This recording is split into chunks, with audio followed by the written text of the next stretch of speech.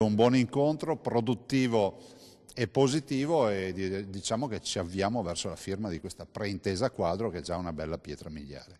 Un altro incontro positivo, quello tenutosi al Ministero degli Affari Regionali a Roma tra il governatore Zaia e il sottosegretario di Stato Bressa sull'andamento del negoziato per l'autonomia del Veneto. La firma dovrebbe arrivare a breve. Entro prima della presentazione dell'inizio della campagna elettorale. Noi assolutamente non stiamo contemplando interruzioni. Dopodiché arriverà il nuovo governo, il lavoro continuerà e ovviamente ci sarà la preintesa quadro firmata qualche mese prima, che regolerà anche i tempi del lavoro con il nuovo governo.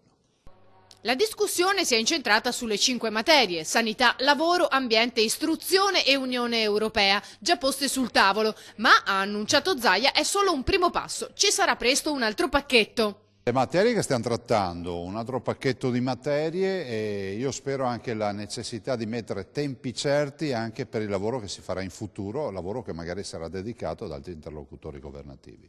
Per quanto riguarda i finanziamenti, il governatore li ha definiti un aspetto fondamentale, precisando che andrà discusso con il Ministero dell'Economia e delle Finanze. Dovranno essere rispettosi, ha concluso Zaia, di quello che una regione manda a Roma e che deve tornare sul territorio.